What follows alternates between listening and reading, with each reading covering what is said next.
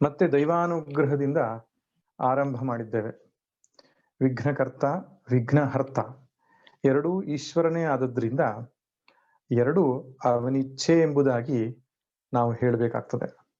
ಆದ್ದರಿಂದ ಪುನಃ ಈ ಗೀತಾ ಅಮೃತವನ್ನ ಪಾನ ಮಾಡುವುದಕ್ಕೆ ಭಗವಂತವ ನಮಗೆ ಸದವಕಾಶವನ್ನು ಕೊಟ್ಟಿದ್ದಾನೆ.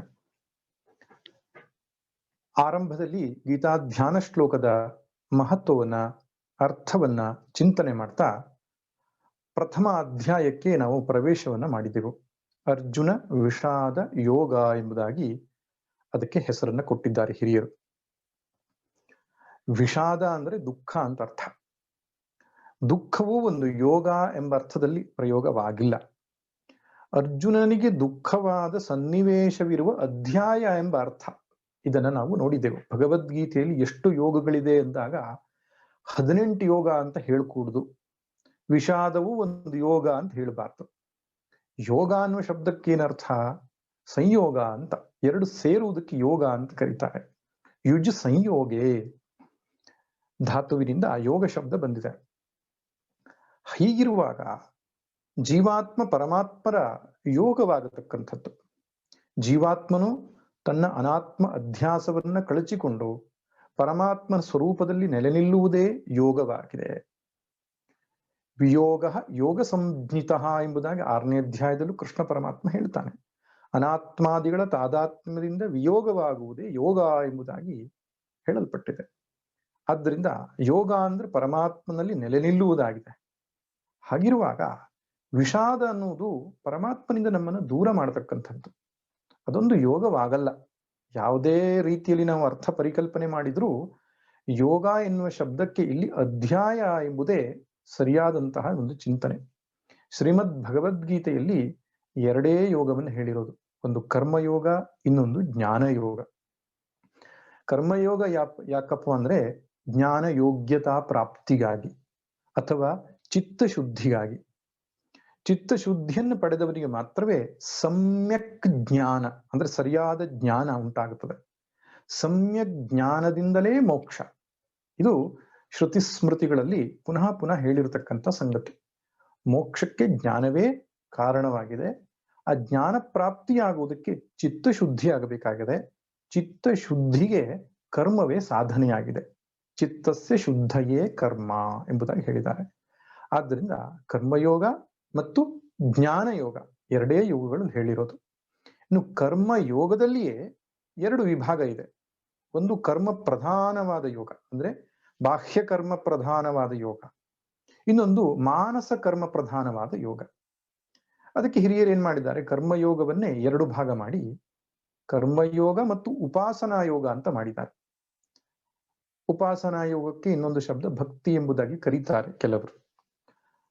ಹಾಗಿದ್ದ ಪಕ್ಷದಲ್ಲಿ ಭಗವದ್ಗೀತೆಯಲ್ಲಿ ಕರ್ಮಯೋಗ, ಭಕ್ತಿ ಯೋಗ ಮತ್ತು ಜ್ಞಾನ ಯೋಗವನ್ನು ಹೇಳಿದ್ದಾರೆ ಅಂತ ಹೇಳಬಹುದು ಕಡೆ ಪಕ್ಷ.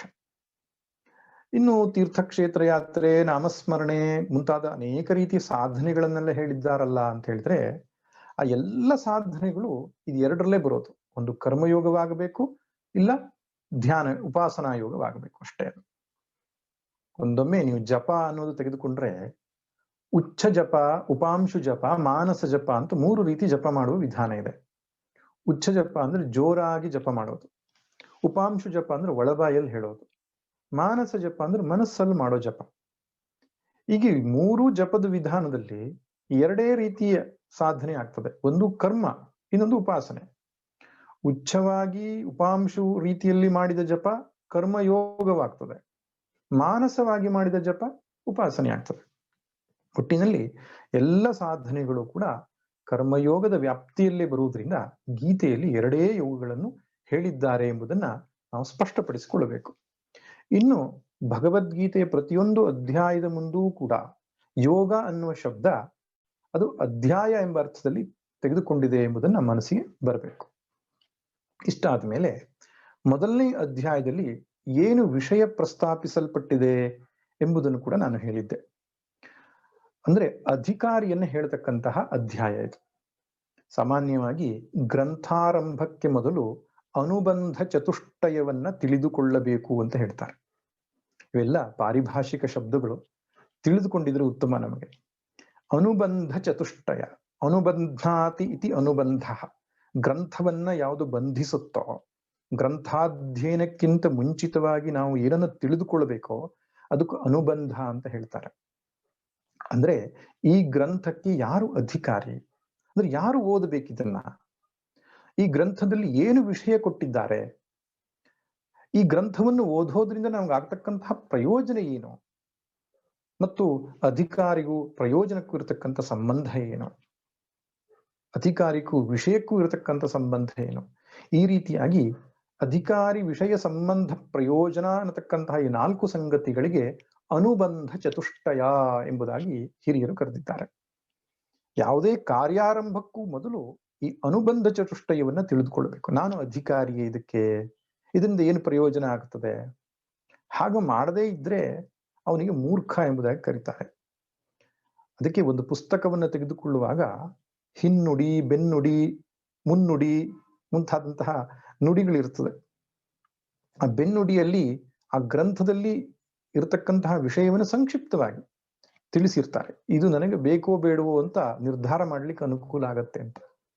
ಹಾಗೆ ನಾವು ಯಾವುದೇ ಒಂದು ಅಧ್ಯಯನಕ್ಕೆ ಮುಂಚೆ ಇದು ನನಗೆ ಬೇಕೇ, ನಾನು ಇದಕ್ಕೆ ಅಧಿಕಾರಿಯೇ, ಅಥವಾ ಇದನ್ನ ಅರ್ಥ ಮಾಡಿಕೊಳ್ಳುವಷ್ಟು ಸಾಮರ್ಥ್ಯ ನನ್ನಲ್ಲಿ ಇದೆಯೇ, ಇವುಗಳನ್ನ ನಾವು ಪರ್ಯಾಲೋಚನೆ ಮಾಡಬೇಕಾಗ್ತದೆ. ಹಾಗೆ ಶ್ರೀಮದ್ ಭಗವದ್ಗೀತೆ ಎನ್ನುವುದು ಯಾವ ರೀತಿಯ ಗ್ರಂಥ, ಅದು ಯಾರಿಗೆ ಹೇಳಿದ್ದು ಅಂತ. ಎಷ್ಟೋ ಸಲ ಗೀತೆಯ ಬಗ್ಗೆನೇ ತಪ್ಪು ಅಭಿಪ್ರಾಯಗಳು ಬಂದಿದೆ. ಅಂದ್ರೆ ಏನರ್ಥ, ಗೀತೆ ಒಂದು ಮ್ಯಾನೇಜ್ಮೆಂಟ್ ಟೆಕ್ಸ್ಟ್, ಗೀತೆ ಒಂದು ಪರ್ಸನಾಲಿಟಿ ಡೆವಲಪ್ಮೆಂಟ್ ಟೆಕ್ಸ್ಟ್, ಗೀತೆ ಇನ್ನೇನೋ ಹೇಳುತ್ತೆ, ಈ ರೀತಿಯಾಗಿ ಪ್ರಪಂಚದಲ್ಲಿ ಪ್ರಚಾರ ಆಗ್ತಾ ಇರೋದು ಕಾಣಿಸುತ್ತೆ. ಅಂದ್ರೆ ವಾಸ್ತವವಾಗಿ ಭಗವದ್ಗೀತೆಯು ಮನುಷ್ಯನನ್ನ ಮೋಕ್ಷ ಮಾರ್ಗದರಿಗೆ ಕರೆದುಕೊಂಡು ಹೋಗ್ತಕ್ಕಂಥ ಗ್ರಂಥ. ಅದಕ್ಕೆ ಕಾರಣ ಏನು, ಅರ್ಜುನನು ರಾಗ, ಶೋಕ, ಮೋಹಕ್ಕೆ ಒಳಗಾಗಿ, ಅಂದ್ರೆ ತನ್ನವರಲ್ಲಿ ಅತಿಯಾದ ಅಭಿಮಾನ, ಅತಿಯಾದ ಪ್ರೀತಿ, ಕೃಪಾ ಎಂಬ ಶಬ್ದದಿಂದ ಕರೆದಿದ್ದಾರೆ. ಅತಿಯಾದ ಕಾರುಣ್ಯ, ಇಂಗ್ಲಿಷ್ನಲ್ಲಿ ಅಟ್ಯಾಚ್ಮೆಂಟ್ ಅಂತ ಹೇಳ್ತಾರೆ. ಈ ರಾಗ ಎನ್ನುವ ಸಮಸ್ಯೆಯಿಂದಾಗಿ ಅವನಿಗೆ ದುಃಖ ಉಂಟಾಯಿತು. ಅತಿಯಾದ ದುಃಖ ಆದಾಗ ವಿವೇಕವನ್ನು ಕಳೆದುಕೊಳ್ತಾನೆ. ಅದಕ್ಕೆ ಮೋಹ ಅಂತ ಕರೀತಾರೆ. ಮೋಹದಿಂದ ಧರ್ಮವನ್ನ ಅಧರ್ಮವೆಂತಲೂ, ಅಧರ್ಮವನ್ನು ಧರ್ಮವೆಂತಲೂ ಅವನು ಪರಿಭಾಷಿಸುವುದನ್ನು ನೋಡುತ್ತೇವೆ ಮೊದಲನೇ ಅಧ್ಯಾಯದಲ್ಲಿ. ಈ ರೀತಿ ರಾಗ, ಶೋಕ, ಮೋಹ ಯಾರಿದೆಯೋ ಅವನಿಗೆ ಸಂಸಾರಿ ಎಂಬುದಾಗಿ ಕರೀತಾರೆ. ಅಂತಹ ಸಂಸಾರದಲ್ಲಿದ್ದವನು ರಾಗ, ಶೋಕ, ಮೋಹವನ್ನು ಕಳೆದುಕೊಂಡು ತಾನು ಸಮಾಧಾನವನ್ನ, ಶಾಂತಿಯನ್ನ, ಆತ್ಮ ಸುಖವನ್ನ, ಅರ್ಥಾತ್ ಮೋಕ್ಷವನ್ನ ಪಡೆದುಕೊಳ್ಳುವುದು ಹೇಗೆ ಎಂಬುದೇ ಶ್ರೀಮದ್ ಭಗವದ್ಗೀತೆಯ ಮುಖ್ಯವಾದ ವಿಷಯ. ಇದು ವ್ಯಕ್ತಿತ್ವ ವಿಕಸನದ ವಿಷಯಗಳು ಇರಬಹುದು. ಆಹಾರ ಹೇಗೆ ತೆಗೆದುಕೊಳ್ಳಬೇಕು, ಮಾತು ಹೇಗೆ ಆಡಬೇಕು, ನಮ್ಮ ಒಳ್ಳೆ ಗುಣಗಳನ್ನು ಹೇಗೆ ಬೆಳೆಸ್ಕೊಳ್ಬೇಕು, ಇದೆಲ್ಲ ವಿಷಯಗಳು ಬರಬಹುದು. ಅದನ್ನ ಆನುಷಂಗಿಕ ಅಂತ ಕರೀತಾರೆ. ಗೌಣ ವಿಷಯ ಮುಖ್ಯವಾದ ವಿಷಯ ಅಲ್ಲ. ನೀವು ಎಮ್ಮೆಯನ್ನು, ಹಸುವನ್ನು ಸಾಕುವುದು ಯಾತಕ್ಕಾಗಿ, ಅಲ್ಲಿ ಗಂಜಲ ಸಿಗತ್ತೆ, ಸಿಗಣಿ ಸಿಗತ್ತೆ ಅಂತ ಅಲ್ಲ, ಹಾಲಿಗಾಗಿ ಸಾಕುವಂಥದ್ದು. ಹಾಲೇ ಮುಖ್ಯ ಪ್ರಯೋಜನ, ಅದರೊಟ್ಟಿಗೆ ಬೇರೆ ಪ್ರಯೋಜನಗಳಿರಬಹುದು. ಆದ್ರಿಂದ ಮುಖ್ಯ ಪ್ರಯೋಜನ ಏನು, ಗೌಣ ಪ್ರಯೋಜನ ಏನು ಎನ್ನುವುದನ್ನು ಸರಿಯಾಗಿ ತಿಳ್ಕೊಳ್ಳಬೇಕು. ಭಗವದ್ಗೀತೆಯ ಮುಖ್ಯ ಪ್ರಯೋಜನವೇ ರಾಗ, ಶೋಕ, ಮೋಹ ನಿವೃತ್ತಿ, ಅರ್ಥಾತ್ ಮೋಕ್ಷ ಪ್ರಾಪ್ತಿ. ಮೋಕ್ಷ ಅಂದ ತಕ್ಷಣ ಭಯಪಟ್ಟುಕೊಳ್ಳಬೇಡಿ. ಈ ಮೋಕ್ಷ ಅನ್ನುವ ಶಬ್ದವೂ ಕೂಡ ಅಪಭ್ರಂಶವಾಗಿ, ಅಪಪ್ರಯೋಗವಾಗಿ ಜಗತ್ನಲ್ಲಿ ಬಳಕೆಯಾಗ್ತಾ ಇದೆ. ಮೋಕ್ಷ ಅಂದ್ರೆ ಸತ್ತ ಮೇಲೆ ಎಲ್ಲಿಗೋ ಹೋಗುವುದು ಎಂಬ ಭ್ರಮೆ ಇದೆ ಜನರಿಗೆ. ಹಾಗಲ್ಲ ಶಾಸ್ತ್ರದಲ್ಲಿ ಹೇಳಿರೋದು. ಮೋಕ್ಷ ಅಂದ್ರೆ ಆತ್ಯಂತಿಕ ಶಾಂತಿ. ಬದುಕಿನ ಕಷ್ಟ ನಷ್ಟಗಳ ಮಧ್ಯೆ, ತಾಪತ್ರಯಗಳ ಮಧ್ಯೆ, ಸಂಸಾರದ ಜಂಜಾಟಗಳ ಮಧ್ಯೆ ಯಾರ ಮನಸ್ಸು ಅತ್ಯಂತ ಪ್ರಶಾಂತವಾಗಿರುತ್ತದೋ ಅವನಿಗೆ ಮುಕ್ತ ಪುರುಷ ಅಂತ ಕರೀತಾರೆ. ಅವನಿಗೆ ಮೋಹ ಹೊರಟೋಗಿರ್ಬೇಕು. ನೋಡಿ, ಮೋಕ್ಷ ಎನ್ನುವುದಕ್ಕೆ ಹಿರಿಯರು ಒಂದು ಉತ್ತಮವಾದ ವಿವರಣೆ ಕೊಟ್ಟಿದ್ದಾರೆ. ಮೋಹ ಕ್ಷಯವೇ ಮೋಕ್ಷ ಎಂಬುದಾಗಿ ಹೇಳಿದ್ದಾರೆ. ಮೋಹ ಕ್ಷಯ, ಮೋಹ ಅನ್ನುವ ಶಬ್ದದಲ್ಲಿ ಮೋ ಅನ್ನುವ ಅಕ್ಷರ ತೆಗೆದುಕೊಂಡು, ಕ್ಷಯ ಎನ್ನುವ ಶಬ್ದದಲ್ಲಿ ಕ್ಷ ಎನ್ನುವ ಅಕ್ಷರ ತೆಗೆದುಕೊಂಡು ಮೋಕ್ಷ ಎಂಬುದಾಗಿ ಮಾಡಿದ್ದಾರೆ. ಶಾರ್ಟ್ ಫಾರ್ಮ್ ಅಂತ ಹೇಳ್ತೇವಲ್ಲ ಹಾಗೆ. ಅದರಿಂದ ಮೋಕ್ಷ ಅಂದ್ರೆ ಮೋಹಕ್ಷಯ, ಅಂದ್ರೆ ವಿವೇಕ ಪ್ರಾಪ್ತಿ, ಸರಿಯಾದ ಯೋಚನೆ ಮಾಡತಕ್ಕಂಥ ಸಾಮರ್ಥ್ಯ ಯಾವಾಗ ನಮಗೆ ಬರುತ್ತದೋ, ಬದುಕಿನ ಕಷ್ಟ ನಷ್ಟಗಳ ಮಧ್ಯೆಯೂ ಕೂಡ ಆ ಶಾಂತಿ ಸಮಾಧಾನದಿಂದ ಇರೋದೇ ನಿಜವಾಗಿ ಮೋಕ್ಷ ಎನ್ನುವ ಶಬ್ದಕ್ಕೆ ಇರುವ ಅರ್ಥ. ತದನಂತರ ಸತ್ತ ಮೇಲೆ ಮತ್ತೆ ಹುಟ್ಟದೇ ಇರುವುದು ಎಂಬ ಅರ್ಥವೂ ಕೂಡ ಅದಕ್ಕಿದೆ. ಅದರ ಪ್ರಧಾನವಾದಂತಹ ಮೋಕ್ಷ ಯಾವುದು? ಜೀವಂತ ಇರುವಾಗ, ಬದುಕಿರುವಾಗ ನಮ್ಮ ಮನಸ್ಸು ಶಾಂತವಾಗಿ ಸಮಾಧಾನವಾಗಿ ಇದ್ರೆ ಅದು ಮೋಕ್ಷ. ಆದ್ದರಿಂದ ಭಗವದ್ಗೀತೆಯು ನಮ್ಮನ್ನ ದುಃಖದಿಂದ ನಿವೃತ್ತಿಯನ್ನ ಮಾಡಿ ಸುಖ ಶಾಂತಿ ನೆಮ್ಮದಿಯನ್ನು ಕೊಡತಕ್ಕಂಥ ಗ್ರಂಥವಾಗಿದೆ. ಅದಕ್ಕೆ ಮೋಕ್ಷ ಎಂಬುದಾಗಿ ಹೇಳ್ತಾರೆ. ಇದು ನಮ್ಮ ಮನಸ್ಸಲ್ಲಿ ಸ್ಪಷ್ಟವಾಗಬೇಕು. ಭಗವದ್ಗೀತೆಯ 1ನೇ ಅಧ್ಯಾಯದಲ್ಲಿ ಭಗವಾನ್ ಶ್ರೀಕೃಷ್ಣನು ಒಂದು ಮಾತನ್ನೂ ಹೇಳಿಲ್ಲ. ಅವನ ಉಪದೇಶ ಆರಂಭವಾಗುವುದು 2ನೇ ಅಧ್ಯಾಯದ 11ನೇ ಶ್ಲೋಕದಿಂದ. ಆದರೂ 1ನೇ ಅಧ್ಯಾಯ ಯಾಕೆ ಬೇಕು ಅಂದ್ರೆ ಉಪೋದ್ಘಾತ, ಪೂರ್ವ ಪೀಠಿಕೆ ಎಂಬುದಾಗಿ ಕರೀತಾರೆ. ಇದರಲ್ಲಿ ಅಧಿಕಾರಿ ಯಾರು ಎಂಬುದು ತಿಳಿಯುತ್ತೆ. ಅರ್ಜುನನ ಮನಸ್ಸು ಯಾರ್ಯಾರಿಗಿದೆಯೋ, ಯಾರ್ಯಾರ ಮನಸ್ಸು ದುಃಖದಲ್ಲಿದೆಯೋ, ಯಾರ್ಯಾರ ಮನಸ್ಸು ಸಂಸಾರದ ಜಂಜಾಟದಲ್ಲಿ ಒದ್ದಾಡ್ತಾ ಇದೆಯೋ ಅವರೆಲ್ಲರೂ ಭಗವದ್ಗೀತೆಗೆ ಅಧಿಕಾರಿಗಳೇ. ಆದ್ರೆ ಉಪನಿಷತ್ತುಗಳ ಬಗ್ಗೆ ಹೇಳುವಾಗ ಸಾಧನ ಚತುಷ್ಟಯ ಸಂಪನ್ನನ ಅಧಿಕಾರಿ ಎಂಬುದಾಗಿ ಹೇಳುತ್ತೆ. ಯಜ್ಞಯಾಗಾದಿಗಳಿಗೆ ಬಂದ್ರೆ ಬೇರೆ ಅಧಿಕಾರಿಯನ್ನು ನಾವು ನೋಡ್ತೇವೆ. ಆದ್ರೆ ಗೀತೆಯ ವಿಷಯದಲ್ಲಿ ಎಲ್ಲರೂ ಕೂಡ ಸಂಸಾರದಿಂದ ನೊಂದ ಜೀವಿಗಳೆಲ್ಲರೂ ಅಧಿಕಾರಿಗಳು. ಆದ್ರಿಂದ ಎಲ್ಲರಿಗೂ ಸಮಾಧಾನ ಕೊಡತಕ್ಕಂಥ ಗ್ರಂಥ. ಭಗವದ್ಗೀತೆಯನ್ನು ಯಾಕೆ ಓದಬೇಕು ಅಂದ್ರೆ ಪ್ರತಿ ಶ್ಲೋಕದಲ್ಲಿಯೂ ಕೂಡ ನಮ್ಗೆ ಯಾವುದೋ ಒಂದು ಉನ್ನತವಾದ ಮಾರ್ಗದರ್ಶನ, ನಮ್ಮ ಕಷ್ಟದಿಂದ ಹೊರಗೆ ಬರ್ತಕ್ಕಂತಹ ಒಂದು ಉಪಾಯ ಅದರಲ್ಲಿ ತಿಳಿಸಿರೋದ್ರಿಂದ. ಅದಕ್ಕೆ ಹಾಸ್ಯ ಕವಿಯೊಬ್ರು ಹೇಳ್ತಿದ್ರು, ದಿಕ್ಕೆಟ್ಟು ನಿಂತ ನರನಿಗೆ ನಾರಾಯಣನು ತೋರಿದ ರಸ್ತೆ ಕರ್ಮಣ್ಯೇ ಅಧಿಕಾರಸ್ತೆ ಅಂತ. 1ನೆಯ ಶ್ಲೋಕ ಧೃತರಾಷ್ಟ್ರ ಹೇಳ್ತಕ್ಕಂಥದ್ದು ನೋಡ್ತೇವೆ. ಧೃತರಾಷ್ಟ್ರ ಉವಾಚ. ಧೃತರಾಷ್ಟ್ರ ಕುರುಡ ದೊರೆ, ರಾಷ್ಟ್ರಕ್ಕೆ ಧೃತನಾದವನು ಅಂದ್ರೆ ಮಗ ಮತ್ತು ಭೂಮಿ ಅದಕ್ಕೆಲ್ಲ ಅಂಟಿಕೊಂಡವನವನು. ಅಂತಹ ಧೃತರಾಷ್ಟ್ರ ಕೇಳ್ತಕ್ಕಂಥ ಮಾತು, ಧರ್ಮಕ್ಷೇತ್ರೇ ಕುರುಕ್ಷೇತ್ರೇ ಸಮವೇತಾಯುತ್ಸವ ಮಾಮಕಾಃ ಪಾಂಡವಾಶ್ಚೈವ ಕಿಮ ಕುರ್ವತ ಸಂಜಯ. ಸಂಜಯ, ಧರ್ಮಕ್ಷೇತ್ರವಾದ ಕುರುಕ್ಷೇತ್ರದಲ್ಲಿ ನನ್ನವರು ಪಾಂಡವರು ಏನು ಮಾಡಿದ್ರು ಸೇರ್ಕೊಂಡು ಅಂತ ಕೇಳ್ತಾನೆ. ನೋಡಿ, ಭಗವದ್ಗೀತೆಯ 1ನೇ ಶ್ಲೋಕ ಆರಂಭ ಆಗುವುದು ಧರ್ಮಕ್ಷೇತ್ರೇ ಅಂದ್ರೆ ಧರ್ಮ ಎನ್ನುವ ಶಬ್ದದಿಂದ. ಅದೇ ಭಗವದ್ಗೀತೆಯ 18ನೇ ಅಧ್ಯಾಯದ ಕೊನೆಯ ಶ್ಲೋಕ ಯತ್ರ ಯೋಗೇಶ್ವರ ಕೃಷ್ಣೋ ಯತ್ರ ಪಾರ್ಥೋ ಧನುರ್ಧರ ತತ್ರ ಶ್ರೀರ್ ವಿಜಯೋ ಭೂತಿರ್ ಧ್ರುವ ನೀತಿರ್ ಮತಿರ್ ಮಮ. ಮಮ ಅಂತ ಕೊನೆ ಆಗ್ತದೆ. ಆರಂಭದ ಶಬ್ದ ಧರ್ಮ, ಕೊನೆಯ ಶಬ್ದ ಮಮ. ಅದಕ್ಕೆ ಹಿರಿಯರು ಹೇಳ್ತಾ ಇದ್ರು ಮಮ ಧರ್ಮ. ಮಮ ಧರ್ಮ ಎನ್ನುವುದೇ ಗೀತೆಯ ಉಪದೇಶ ಅಂತ. ಅಂದ್ರೆ ನಾನು ಏನ್ ಮಾಡಬೇಕು, ನಾನು ಹೇಗಿರ್ಬೇಕು, ಹೇಗಿರಬಾರ್ದು ಎನ್ನುವುದನ್ನ ತುಂಬಾ ಸುಂದರವಾಗಿ ತಿಳಿಸಿಕೊಡ್ತಕ್ಕಂಥ ಗ್ರಂಥ ಎಂಬುದಾಗಿ ಕೂಡ ಹಿರಿಯರು ಚಿಂತನೆಯನ್ನು ಮಾಡಿದ್ದಾರೆ. ಇರಲಿ, ಧೃತರಾಷ್ಟ್ರನ ಪ್ರಶ್ನೆಗೆ ಸಂಜಯನು ಉತ್ತರವನ್ನು ಕೊಡುವುದನ್ನು ನೋಡ್ತೇವೆ. ಯುದ್ಧದ ಆರಂಭದ ಸ್ಥಿತಿಯನ್ನ ಅವನು ವರ್ಣಿಸ್ತಾ ಇದ್ದಾನೆ. ದುರ್ಯೋಧನನು ತನ್ನ ಗುರುಗಳಾಗಿರತಕ್ಕಂತಹ ದ್ರೋಣಾಚಾರ್ಯರ ಬಳಿಗೆ ಬಂದು ತನ್ನ ಮನಸ್ಸಿನ ಭಾವನೆಗಳನ್ನು ತೋಡಿಕೊಳ್ಳುತ್ತಿದ್ದಾನೆ. ಅದನ್ನು ನಾವು ಹಿಂದಿನ ತರಗತಿಯಲ್ಲಿ ನೋಡಿದೆವು. ಪಶ್ಯೇತಾಂ ಪಾಂಡುಪುತ್ರಾಣಾಂ ಆಚಾರ್ಯ ಮಹತೀಂ ಚಮೂಂ ವ್ಯೂಢಾಂ ದ್ರುಪದ ಪುತ್ರೇಣ ತವ ಶಿಷ್ಯೇಣ ಧೀಮತಾ. ನಿನ್ನ ಶಿಷ್ಯನಾದಂತಹ ದೃಷ್ಟದ್ಯುಮ್ನನಿಂದ ರಚಿತವಾಗಿರತಕ್ಕಂತಹ ಈ ವ್ಯೂಹವನ್ನು ನೋಡು, ಎಷ್ಟು ದೊಡ್ಡದಾಗಿದೆ, ಎಷ್ಟು ವಿಶಾಲವಾಗಿದೆ ಅಂತ ಅವನು ಮಾತನಾಡುವುದನ್ನು ನಾವು ನೋಡಿದ್ದೆವು. ದುರ್ಯೋಧನನ ಮಾತಿನಲ್ಲಿಯೇ ಅವನ ಮನಸ್ಥಿತಿ ಅಭಿವ್ಯಕ್ತವಾಗುತ್ತಿತ್ತು. ನಾವಾಡುವ ಮಾತು ಹೀಗಿರಲಿ ಗೆಳೆಯ, ಮೃದುವಚನ ಮೂರ್ಲೋಕ ಮುಟ್ಟುವುದು ತಿಳಿಯ, ಮೌನ ಮೊಗ್ಗೆಯ ನುಡಿದು ಮಾತರಳಿವರಳಿ 3 ದಿನಗಳ ಬಾಳು ಘಮಘಮಿಸುತ್ತಿರಲಿ. ಭಗವಂತನೇ ಗೀತೆಯಲ್ಲಿ ಹೇಳ್ತಾನೆ, ಅನುದ್ವೇಗಕರಂ ವಾಕ್ಯಂ. ನಮ್ಮ ಮಾತು ಉದ್ವೇಗರಹಿತವಾಗಿರಬೇಕು ಅಂತ. ಮಾತನಾಡುವವನಲ್ಲೂ ಉದ್ವೇಗ ಇರಬಾರದು, ಅದು ಕೇಳುವವರ ಮನಸ್ಸಿಗೂ ಉದ್ವೇಗವನ್ನು ಉಂಟು ಮಾಡಬಾರದು. ಅದಕ್ಕೆ ಇಲ್ಲಿ ಧ್ವನಿ ನಮಗೆ ಅರ್ಥವಾಗುತ್ತದೆ. ದುರ್ಯೋಧನ ಮಾತನಾಡುವಾಗ ಅವನಲ್ಲಿ ತುಮುಲ ಇತ್ತು, ಅವನಲ್ಲಿ ಉದ್ವೇಗ ಇತ್ತು, ಅವನ ಮಾತು ತಡವರಿಸ್ತಾ ಇದೆ.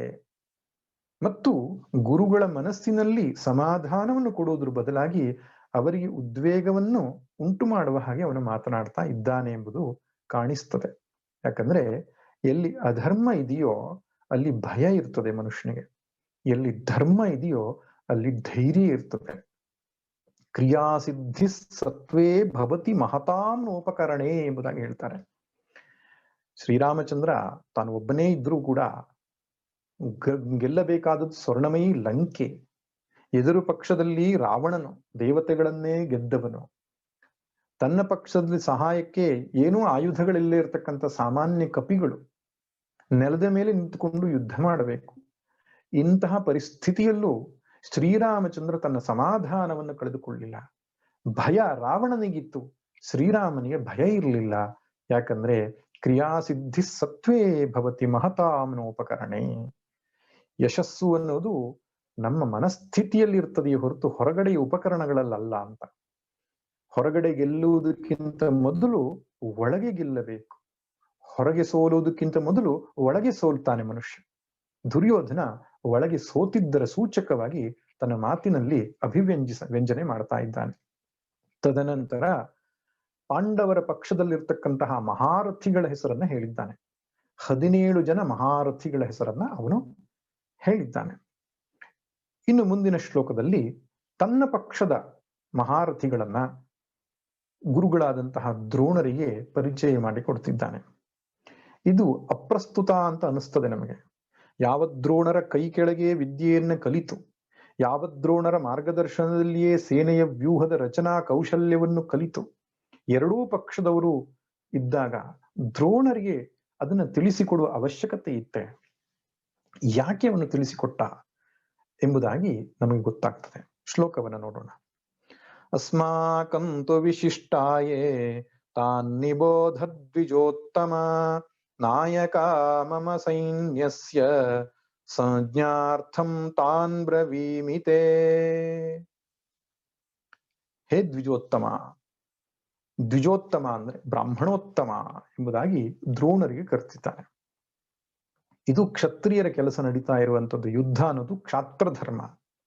ಬ್ರಾಹ್ಮಣನಾದಂತಹ ನಿನ್ನ ಕೆಲಸ ಷಟ್ಕರ್ಮಗಳು: ಅಧ್ಯಯನ, ಅಧ್ಯಾಪನ, ಯಜನ, ಯಾಜನ, ದಾನ, ಪ್ರತಿಗ್ರಹ ಎಂಬ ಷಟ್ಕರ್ಮಗಳಲ್ಲಿ ನಿರತರಾಗಬೇಕಾಗಿದ್ದ ನೀವು ಕ್ಷಾತ್ರ ಧರ್ಮವನ್ನ ಆಶ್ರಯಿಸಿದ ಈ ಯುದ್ಧದಲ್ಲಿ ತೊಡಗಿದ್ದೀರಿ. ಇದು ಇನ್ನೊಂದು ಸಂಜ್ಞೆಯನ್ನು ಉಂಟು ಮಾಡುತ್ತದೆ. ನೀವು ಸ್ವಧರ್ಮದಲ್ಲಿಲ್ಲ, ಪರಧರ್ಮದಲ್ಲಿದ್ದೀರಿ ಎಂಬುದನ್ನು ಸೂಚನೆ ಮಾಡತಕ್ಕಂಥ ಶಬ್ದ. ಅದ್ರ ಬದಲು ಬೇರೆ ಇನ್ಯಾವುದೇ ಶಬ್ದವನ್ನಾದ್ರೂ ಬಳಸಬಹುದಿತ್ತು. ದ್ವಿಜ ಎನ್ನುವ ಶಬ್ದವನ್ನೇ ಬಳಸಿದ್ದಾನೆ ಎಂದ್ರ ಅರ್ಥ ಅವನು ಅವರಿಗೆ ಉತ್ಸಾಹವನ್ನ ಕೊಡುವ ಭರದಲ್ಲಿ ನಿರುತ್ಸಾಹಿಯನ್ನಾಗಿ ಮಾಡ್ತಾ ಇದ್ದಾನೆ ಅನ್ನೋದು ಸ್ಪಷ್ಟವಾಗ್ತದೆ. ದ್ವಿಜ ಅಂತ ಬ್ರಾಹ್ಮಣನಿಗೆ ಯಾಕೆ ಹೇಳ್ತಾರೆ ಅಂದ್ರೆ, ದ್ವಿ ಜಾಯತೆ ಇತಿ ದ್ವಿಜಃ, 2 ಬಾರಿ ಹುಟ್ಟುವುದರಿಂದ ದ್ವಿಜ ಅಂತ ಅವನಿಗೆ ಕರೆಯೋದು. ಅಂದ್ರೆ ಇಲ್ಲಿ ಬ್ರಾಹ್ಮಣ ಅಂದ್ರೆ ಜಾತಿವಾಚಕ ಅಲ್ಲ.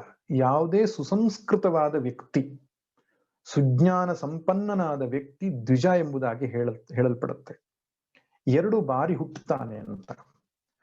ಸಾಮಾನ್ಯವಾಗಿ ಪ್ರಾಚೀನ ಕಾಲದಲ್ಲಿ ವೇದಾಧ್ಯಯನವನ್ನ ಮಾಡಿ ಗಾಯತ್ರಿ ಉಪದೇಶವನ್ನು ಪಡೆದು ವೇದಾಧ್ಯಯನವನ್ನ ಮಾಡತಕ್ಕಂಥವರಿಗೆ ಆ ಒಳಗಣ್ಣು ಅಂತ ಬರ್ತಾ ಇತ್ತು.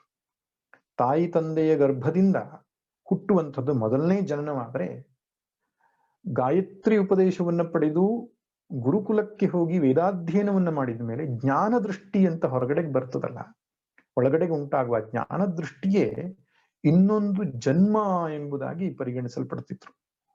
ಅದಕ್ಕೆ 2ನೇ ಜನ್ಮ ಅಂದ್ರೆ ಸುಸಂಸ್ಕಾರ, ಬದುಕಿನಲ್ಲಿ ನಾನು ಹೇಗ್ ಬದುಕಬೇಕು, ಹೇಗ್ ಬದುಕಬಾರದು ಎಂಬ ಜ್ಞಾನ ಯಾವನಿಗೆ ಇದೆಯೋ ಅದು 2ನೇ ಹುಟ್ಟು. ಅದು ವಿದ್ಯೆಯಿಂದ ಬರತಕ್ಕಂಥದ್ದು.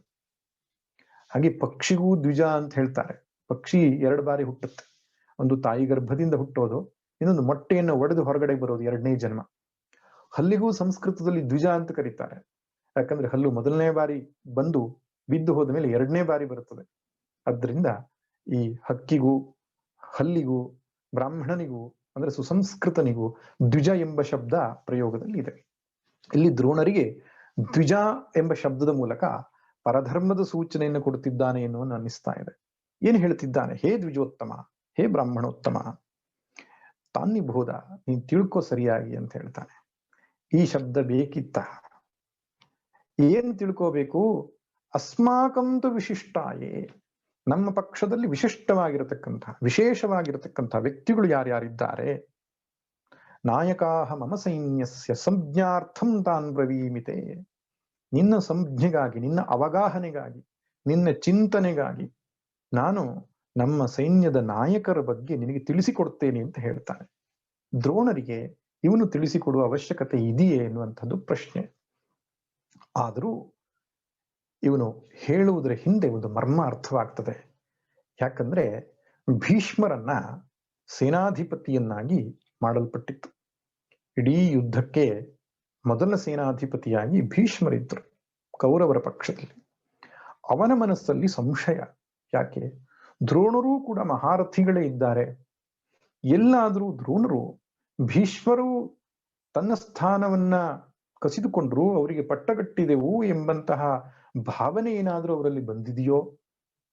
ತನಗೆ ತನ್ನ ಪಕ್ಷದಲ್ಲಿ ನಿಂತು ನಿಜವಾಗಿ ಅವರು ಯುದ್ಧ ಮಾಡ್ತಾರೋ ಇಲ್ವೋ ಎಂತಕ್ಕಂತಹ ಸಂದೇಹ ಅವನ ಮನದಲ್ಲಿ ಸುಳಿದಿದೆ.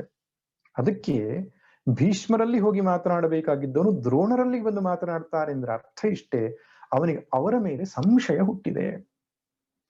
ಯಾಕಂದ್ರೆ ದ್ರೋಣರಿಗೆ ಪಾಂಡವರು ಕೂಡ ಅತಿ ಪ್ರಿಯವಾದವರು. ಕೌರವರು ಹೇಗೆ ಪ್ರಿಯರೋ ಪಾಂಡವರು ಅದಕ್ಕಿಂತ ಹೆಚ್ಚು ಪ್ರಿಯರು, ಧರ್ಮಾತ್ಮರು ಎಂಬುದಾಗಿ ಪದೇ ಪದೇ ಅವರು ಹೇಳಿದ್ದಾರೆ. ಅಷ್ಟೇ ಅಲ್ಲ, ಅರ್ಜುನನು ದೊಡ್ಡ ಮೇಧಾವಿಯಾಗಿ ಯೋಧನಾಗಿ ತಯಾರು ಮಾಡಬೇಕು ಅಂತ ಸಂಕಲ್ಪ ಮಾಡಿದ್ರು. ತನ್ನ ಮಗನಾದ ಅಶ್ವತ್ಥಾಮನಿಗಿಂತಲೂ ಹೆಚ್ಚು ಬಿಲ್ವಿದ್ಯೆಯನ್ನೆಲ್ಲ ಅಸ್ತ್ರಶಸ್ತ್ರಗಳ ಪ್ರಯೋಗವನ್ನು ಹೇಳಿಕೊಟ್ಟಿದ್ರು. ಆದ್ದರಿಂದ ಪಾಂಡವರ ಮೇಲೆ ಒಂದು ಪ್ರೀತಿಯನ್ನ ಉಳ್ಳಂತಹ ದ್ರೋಣರು ಸ್ವಪಕ್ಷಕ್ಕೆ ದ್ರೋಹ ಬಗಿತಾರೋ ಎನ್ನುವ ಸಂದೇಹ ಉಂಟಾದಂತಹ ದುರ್ಯೋಧನ ಅವರಲ್ಲಿ ಹೋಗಿ ಈ ಅನೇಕ ಮಾತುಗಳನ್ನ ಹೇಳ್ತಿರೋದು ಕಾಣುತ್ತೆ. ಇನ್ನು ತನ್ನ ಪಕ್ಷದಲ್ಲಿರುವಂತಹ ಯಾವ ಯಾವ ವೀರರ ಹೆಸರನ್ನು ಹೇಳಿದ್ದಾನೆ ಎಂಬುದನ್ನು ನೋಡೋಣ. ಭವಾನ್ ಭೀಷ್ಮಶ್ಚ ಕರ್ಣಶ್ಚ ಕೃಪಶ್ಚ ಸಮಿತಿಂಜಯಃ ಅಶ್ವತ್ಥಾಮಾ ವಿಕರ್ಣಶ್ಚ ಸೌಮದತ್ತಿಸ್ತಥೈವ ಚ. ನೋಡಿ, ಪಾಂಡವರ ಪಕ್ಷದಲ್ಲಿ ಮಹಾರಥಿಗಳು ಎಂಬುದಾಗಿ ಹೇಳಿ 17 ಜನರ ಹೆಸರನ್ನು ಹೇಳಿದ್ದ. ತನ್ನ ಪಕ್ಷದಲ್ಲಿ ಅದಕ್ಕಿಂತಲೂ ಜಾಸ್ತಿ ನಾಯಕರು ಉಳ್ಳಂತಹ ತನ್ನ ಪಕ್ಷದಲ್ಲಿ ಬರೀ 7 ಜನರ ಹೆಸರನ್ನು ಹೇಳ್ತಾನೆ. ಅದು 7 ಜನರ ಯಾರ ಹೆಸರನ್ನು ಹೇಳ್ತಾನೆ? ಯಾರ ಬಗ್ಗೆ ತನಗೆ ಸಂಶಯ ಇದೆಯೋ ಅಂತವರ ಹೆಸರನ್ನೇ ಹೇಳ್ತಿದ್ದಾನೆ. ಭವಾನ್ ಭೀಷ್ಮಶ್ಚ ಕರ್ಣಶ್ಚ ಕೃಪಶ್ಚ ಸಮಿತಿಂಜಯಃ. ಮೊದಲನೇದಾಗಿ ನೀವು, ವಿಶೇಷವಾದಂಥವ್ರು ನೀವು ಅಂದ್ರೆ ದ್ರೋಣರಿಗೆ ನೀವು ನಮ್ಮ ಪಕ್ಷದಲ್ಲಿ ವಿಶಿಷ್ಟವಾದಂತಹ ನಾಯಕರಿದ್ದೀರಿ. ಎರಡನೇದಾಗಿ ಭೀಷ್ಮರ ಬಗ್ಗೆಯೂ ಅವನಿಗೆ ಸಂಶಯ. ಯಾಕಂದ್ರೆ ಕೌರವನನ್ನ ಎಷ್ಟು ಪ್ರೀತಿಯಿಂದ ಬೆಳೆಸಿದರೋ ಪಾಂಡವರನ್ನು ಅಷ್ಟೇ ಪ್ರೀತಿಯಿಂದ ಬೆಳೆಸಿದ್ರು. ಧರ್ಮರಾಜನ ಯುದ್ಧಕ್ಕೆ ಮೊದಲು ಅವರ ಪಾದ ಮುಟ್ಟಿ ನಮಸ್ಕಾರ ಮಾಡುವಾಗ ಧರ್ಮರಾಜ ಎಲ್ಲಿ ಧರ್ಮವಿದೆಯೋ ಅದಕ್ಕೆ ವಿಜಯವಾಗ್ತದೆ, ನೀನು ಧರ್ಮ ಪಕ್ಷದಲ್ಲಿ ಇದ್ದೀಯಾ ಎಂಬುದಾಗಿ ಸೂಚನೆಯನ್ನು ಕೂಡ ಕೊಟ್ಟಿದ್ರು. ಅಲ್ಲ, ಪರೋಕ್ಷವಾಗಿ ಅನೇಕ ಬಾರಿ ದುರ್ಯೋಧನನಿಗೆ ಕೂಡ ಅವರು ಸೂಚನೆಯನ್ನು ಕೊಟ್ಟಿದ್ರು, ಪಾಂಡವರನ್ನು ನಾನು ಕೊಲ್ಲುವುದಿಲ್ಲ, ಪಾಂಡವರು ವಿಜಯಗಳಾಗಿದ್ದಾರೆ, ಧರ್ಮ ಕೃಷ್ಣ ಅವರ ಪಕ್ಷದಲ್ಲಿದೆ ಎಂಬುದಾಗಿ ಅನೇಕ ಬಾರಿ ಹೇಳಿದ್ರು ಕೂಡ. ಆದ್ದರಿಂದ ಭೀಷ್ಮರ ಮನಸ್ಥಿತಿ ಉಪ್ಪು ಉಂಡ ಮನೆಗೆ 2 ಬಗೆಯಬಾರದು ಎನ್ನುವ ಕಾರಣಕ್ಕಾಗಿ ಕೌರವರ ಪಕ್ಷದಲ್ಲಿದ್ದಾರೆಯೇ ಹೊರತು ಪಾಂಡವರ ಬಗ್ಗೆ ಅವರಿಗೆ ಮಮಕಾರ ಇನ್ನೂ ಇದೆ ಎಂಬುದನ್ನು ಅರಿತುಕೊಂಡು ಭೀಷ್ಮರ ಬಗ್ಗೆಯೂ ಸಂಶಯಗ್ರಸ್ತನಾಗಿ ಸೂಚಿಸಿದ್ದಾನೆ. ಇನ್ನು 3ನೇದು ಕರ್ಣನ ಹೆಸರನ್ನು ಹೇಳಿದ್ದಾನೆ. ಕರ್ಣನು ಅವನಿಗೆ ಆತ್ಮೀಯ ಸ್ನೇಹಿತನಿರಬಹುದು, ಆದರೂ ಕೂಡ ಪರಶುರಾಮನಿಂದ ಶಾಪಗ್ರಸ್ತನಾದವನು. ಬ್ರಾಹ್ಮಣ ಕರ್ಣನು ಈ ಕ್ಷತ್ರಿಯ ಧರ್ಮದ ಗುಣದವನಾಗಿದ್ರೂ ಕೂಡ ಬ್ರಾಹ್ಮಣ ವೇಷವನ್ನು ಧರಿಸಿಕೊಂಡು ಪರಶುರಾಮರಲ್ಲಿ ಶಸ್ತ್ರವಿದ್ಯೆಯನ್ನ ಕಲಿಲಿಕ್ಕೆ ಹೋಗ್ತಾನೆ. ಯಾಕಂದ್ರೆ ಪರಶುರಾಮರ ನಿಯಮ ಏನಿತ್ತು ಅಂದ್ರೆ ಬ್ರಾಹ್ಮಣರಿಗೆ ಮಾತ್ರ ಹೇಳಿಕೊಡ್ತೇನೆ ಅಂತ. ಹಾಗೆ ಬ್ರಾಹ್ಮಣರ ವೇಷದಲ್ಲಿ ಹೋಗಿ ಪರಶುರಾಮರಲ್ಲಿ ವಿದ್ಯೆ ಕಲಿಯುವಾಗ ಒಂದು ದಿನ ಅವನ ತೊಡೆಯ ಮೇಲೆ ಅವರು ವಿಶ್ರಾಂತಿಯನ್ನು ಪಡೀತಿರುವಾಗ ಒಂದು ಕೀಟ ಬಂದು ಅವನ ತೊಡೆಯನ್ನ ಕೊರಿತಿತ್ತಂತೆ. ರಕ್ತ ಸೋರಿದು ಹೋಗ್ತಾ ಇತ್ತು. ಇವನು ಅಷ್ಟು ಮನೋನಿಗ್ರಹವನ್ನ ಹೊಂದಿದವನಾದದ್ರಿಂದ ಗುರುಗಳನ್ನ ವಿಶ್ರಾಂತಿಯಿಂದ ಎಬ್ಬಿಸ್ಲಿಲ್ಲ. ಪರಶುರಾಮರೆದ್ದು ನೋಡ್ತಾರೆ, ರಕ್ತ ಸೋರಿ ಹೋಗಿದೆಯಲ್ಲ, ಏನಿದು? ಕೀಟ ಕಡಿತಾ ಇದೆ. ಆಗ ಪರಶುರಾಮರು ಹೇಳ್ತಾರಂತೆ, ಒಬ್ಬ ಬ್ರಾಹ್ಮಣ ವಿದ್ಯಾರ್ಥಿ ಆಗಿದ್ರೆ ಹೀಗೆ ತಡೆ ಹಿಡಿಲಿಕ್ಕೆ ಸಾಧ್ಯವಿಲ್ಲ. ನೀನು ಕ್ಷತ್ರಿಯನೇ ಇರಬೇಕು, ಹೇಳು ನೀನ್ ಯಾರು? ಅವನು ತನ್ನ ಪರಿಚಯವನ್ನು ಮಾಡಿಕೊಂಡಾಗ ಅವರು ಶಾಪ ಕೊಡ್ತಾರಂತೆ, ಯಾವ ಸಮಯದಲ್ಲಿ ಶರಸಂಧಾನ ಮಾಡಬೇಕು, ನಾನು ಕಲಿಸಿದ ವಿದ್ಯೆಗಳೆಲ್ಲ ನಿನಗೆ ಮರೆತು ಹೋಗ್ಲಿ, ಸಮಯ ಸಂದರ್ಭದಲ್ಲಿ ನನ್ನ ಕಲಿತ ವಿದ್ಯೆಗಳು ಮರೆತು ಹೋಗ್ಲಿ ಎಂಬುದಾಗಿ ಶಾಪ ಕೊಟ್ಟರು. ಆದ್ದರಿಂದ ಶಾಪಗ್ರಸ್ತನಾದವನು ಕವಚ ಕುಂಡಲುಗಳನ್ನ ಇಂದ್ರನಿಗೆ ದಾನ ಮಾಡಿಕೊಟ್ಟು ನೀನು ನಿಶಕ್ತನಾದವನು, ಅಂತಃಕರಣನು ನನಗೇನು ಮಾಡಬಲ್ಲ ಎನ್ನೋ ಸಂಶಯವೂ ಅವನ ಮನಸ್ಸಲ್ಲಿ ಇರಬಹುದು. ಮೂರನೇದಾಗಿ ಕೃಪಾಚಾರ್ಯರು, ಇವರೊಬ್ರು ಬ್ರಾಹ್ಮಣರೇ. ಕೃಪಾಚಾರ್ಯರ ತಂಗಿಯನ್ನ ಕೃಪಿಯನ್ನೇ ದ್ರೋಣಾಚಾರ್ಯರಿಗೆ ಮದುವೆ ಮಾಡಿಕೊಟ್ಟಿದ್ದು. ಆದ್ದರಿಂದ ಅವರೂ ಕೂಡ ಸ್ವಧರ್ಮವಲ್ಲ ಅವರಿಗೆ, ಮತ್ತು ಪಾಂಡವರ ಬಗ್ಗೆ ಕನಿಕರ ಉಳ್ಳಂತವರು, ಅವರನ್ನೂ ಸ್ಮರಿಸಿಕೊಳ್ಳುತ್ತಾನೆ. ಇನ್ನು ಕೃಪರ ಬಗ್ಗೆ ಹೇಳುವಾಗ ಸಮಿತಿಂಜಯ ಅಂತ ಹೇಳಿದ್ದಾನೆ, ಅಂದ್ರೆ ಯುದ್ಧದಲ್ಲಿ ಸೋಲೇ ಇಲ್ಲದಂತಹ ಮಹಾರಥಿ ಆಗಿರತಕ್ಕಂಥವ್ರು ಅಂತ. ಇನ್ನು ಅಶ್ವತ್ಥಾಮನ ಹೆಸರನ್ನು ಹೇಳಿದ್ದಾರೆ. ಅಶ್ವತ್ಥಾಮ, ಕೃಪಾಚಾರ್ಯರು, ದ್ರೋಣಾಚಾರ್ಯರು ಒಂದೇ ಕುಟುಂಬದವರು. ಬೇರೆ ಅನೇಕ ವೀರಾಧಿವೀರರು ಇದ್ದರೂ ಕೂಡ ಅಶ್ವತ್ಥಾಮನ ಬಗ್ಗೆಯೂ ಸಂಶಯ. ಯಾಕಂದ್ರೆ ಮುಂಗೋಪೀತ ಅಂತ, ಅಂದ್ರೆ ಸರಿಯಾದ ನಿಶ್ಚಯವನ್ನ ತೆಗೆದುಕೊಳ್ಳಿಕ್ಕೆ ಆಗದವನು ಅಂತ ಅವನಿಗೂ ಗೊತ್ತಿತ್ತು. ಇನ್ನು ವಿಕರ್ಣ ಅಂತ ತನ್ನ ತಮ್ಮನ ಹೆಸರನ್ನ ಹೇಳ್ತಾನೆ. ಈ ವಿಕರ್ಣ 100 ಜನ ಕೌರವರಲ್ಲಿ ಒಳ್ಳೆಯವನು ಅಂದ್ರೆ ಇವನೊಬ್ಬನೇ. ದ್ರೌಪದಿ ವಸ್ತ್ರಾಪಹರಣದ ಸಂದರ್ಭದಲ್ಲಿ ವಿದುರನು ಅದನ್ನು ಖಂಡಿಸಿದರ, ಆದರೆ ಬೇರೆ ಯಾರೂ ಕೂಡ ಅದನ್ನು ಖಂಡಿಸಿರ್ಲಿಲ್ಲ.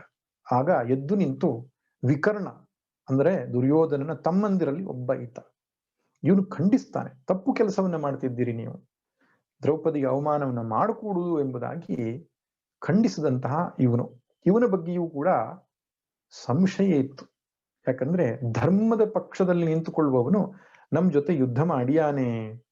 ಆದ್ದರಿಂದ ವಿಕರ್ಣನ ಹೆಸರನ್ನು ತೆಗಿತಾನೆ. ಕೊನೆಯದಾಗಿ ಸೌಮದತ್ತಿಸ್ತಥೈವಚ, ಸೌಮದತ್ತಿ ಅಂದ್ರೆ ಭೂರಿಶ್ರವ ಅಂತ ಕರೀತಾರೆ. ಸೌಮದತ್ತಿಯ ಮಗ ಅವನು ಕೂಡ ಒಂದು ತಂದೆಯ ಸಮಾನವಾಗಿ ಧರ್ಮಾತ್ಮನಾಗಿರತಕ್ಕಂಥ ಮಹಾರಥಿಯೇನೋ ಹೌದು, ಧರ್ಮಾತ್ಮನಾಗಿ ಅನೇಕ ಯಜ್ಞಯಾಗಗಳನ್ನ ಮಾಡಿ ಅವನು ಮನಸ್ಸಲ್ಲಿ ಸಾತ್ವಿಕ ಭಾವವನ್ನು ಉಳ್ಳವನು. ಅಂಥವರಿಗೆ ಸಹಜವಾಗಿ ಪಾಂಡವರ ಕಡೆಗೆ ವಾಲುವುದು ಇದ್ದೇ ಇರುತ್ತದೆ. ಅಂತಹ 7 ಜನರ ಹೆಸರನ್ನು ತೆಗೆದುಕೊಂಡಿದ್ದಾನೆ. ಅಂದ್ರೆ ಸಂಶಯಗ್ರಸ್ತವಾದ ಮನಸ್ಸಿನಿಂದ ಇವರೆಲ್ಲರೂ ತನಗೆ ಮೋಸ ಮಾಡಿಯಾರು ಅಂತಕ್ಕಂಥ ಒಂದು ಯೋಚನೆ ಅವನ ಮನಸ್ಸಲ್ಲಿ ಸುಳಿತಾ ಇತ್ತು ಎನ್ನುವಂಥದ್ದು ಅವನ ಮಾತಿನಲ್ಲಿ ಅಭಿವ್ಯಕ್ತವಾಗುವುದನ್ನು ಕಾಣುತ್ತೆ. ಇನ್ನು 7 ಜನರ ಹೆಸರಾದ ಮೇಲೆ ಅನ್ಯೇಚ ಬಹವಃ ಶೂರಾಃ, ಅನ್ಯೇಚ ಬಹವಃ ಶೂರಾಃ ಮದರ್ಥೇ ತ್ಯಕ್ತ ಜೀವಿತಾಃ ನಾನಾ ಶಸ್ತ್ರ ಪ್ರಹರಣಾಃ ಸರ್ವೇ ಯುದ್ಧ ವಿಶಾರದಾಃ. ಇನ್ನು ಬೇರೆ ಯಾರ ಹೆಸರನ್ನು ತೆಗಿಲಿಲ್ಲ. ಅನ್ಯೇಚ ಬಹವಃ ಶೂರಾಃ ಮದರ್ಥೇ ತ್ಯಕ್ತ ಜೀವಿತಾಃ, ಹೀಗೆ ಬಹಳ ಜನ ಶೂರರಿದ್ದಾರೆ ನಮ್ಮ ಪಕ್ಷದಲ್ಲಿ ಅಂತ ಹೇಳಿದ ಮೇಲೆ ಮದರ್ಥೇ ತ್ಯಕ್ತ ಜೀವಿತಾಃ ಅಂತ ಹೇಳ್ತಾನೆ. ನನಗಾಗಿ ಪ್ರಾಣ ಕೊಡುವವರು, ನನಗಾಗಿ ಜೀವ ಬಿಟ್ಟವರು ಅಂತ ನಿಜವಾದ ಶಬ್ದಾರ್ಥ. ಅಂದ್ರೆ ಪ್ರಾಣ ಬಿಡುವುದಕ್ಕೋಸ್ಕರ ನನಗಾಗಿ ಬಂದವರು ಅಂತ ಹೇಳ್ತಾನೆ. ಇಲ್ಲಿ ಅವನ ಮನಸ್ಥಿತಿ ಸ್ಪಷ್ಟವಾಗಿ ಗೊತ್ತಾಗ್ತದೆ. ಎನಗೇನು ಹಿತವೆನುತ ಕೇಳುವರೆಗೆಲ್ಲರೂ ಜಗಕ್ಕೆಂದು ಹಿತವೆಂದು ಕೇಳುವವರಾರು, ಮತಿಯ ವಿಶ್ವದಿ ಬೆರೆಸಿ ಪಥಮುಕ್ತಿಗಾಗಳೇ ಮಂಕುತಿಮ್ಮ ಎಂಬುದಾಗಿ DVG ಒಂದು ಕಗ್ಗದಲ್ಲಿ ಹೇಳ್ತಾರೆ.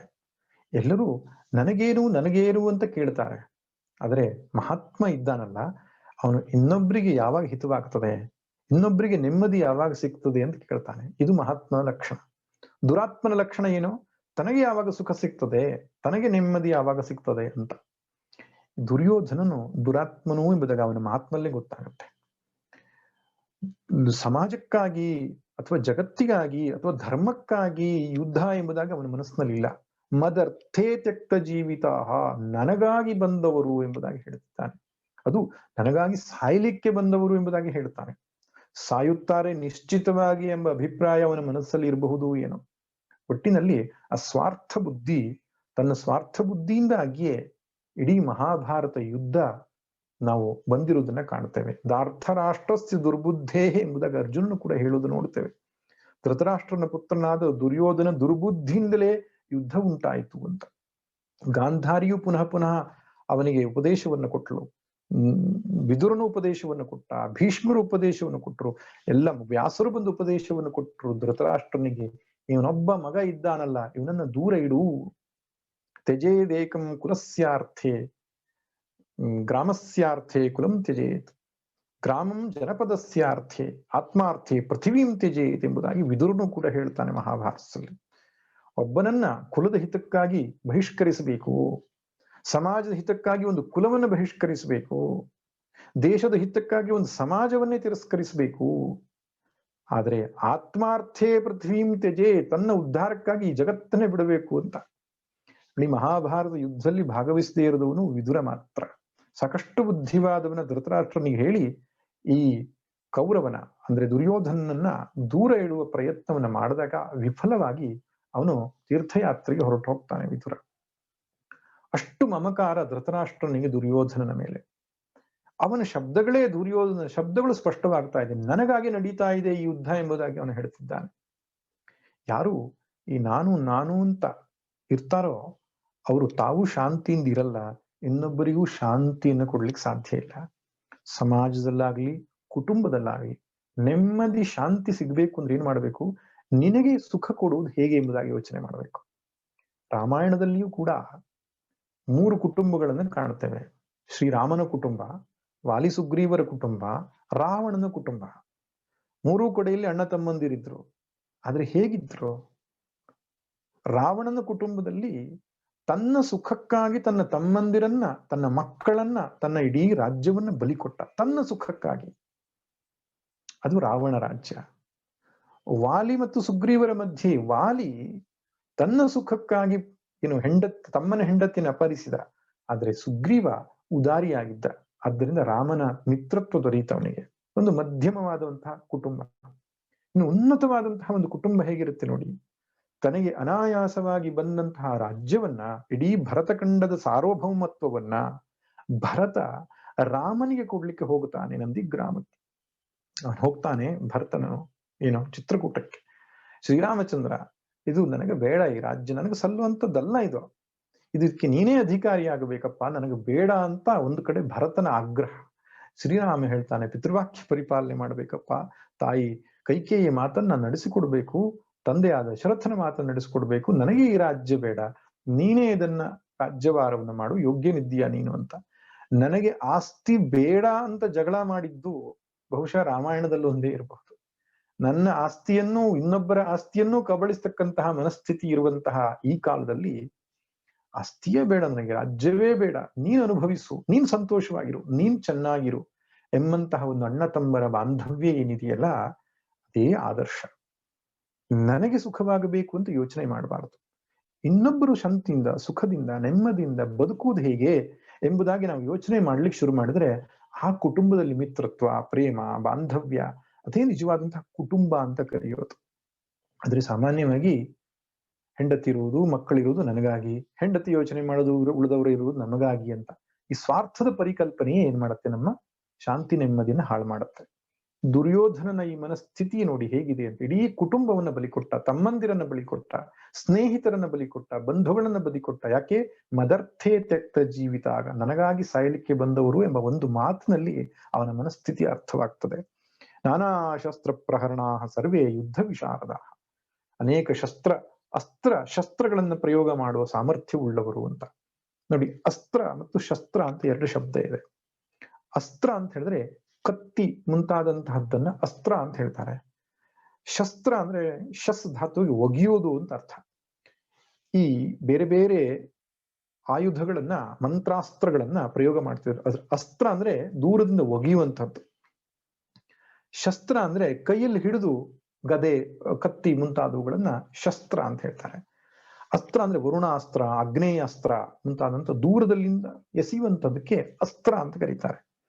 ಈ ಅಸ್ತ್ರ ಮತ್ತು ಶಸ್ತ್ರ ಎರಡರಲ್ಲಿಯೂ ಕೂಡ ಪ್ರವೀಣರಾಗಿರತಕ್ಕಂತಹ ಯುದ್ಧ ವಿಶಾರದರು ನಮ್ಮಲ್ಲಿದ್ದಾರೆ ಎಂಬುದಾಗಿ ಹೇಳ್ತಾನೆ.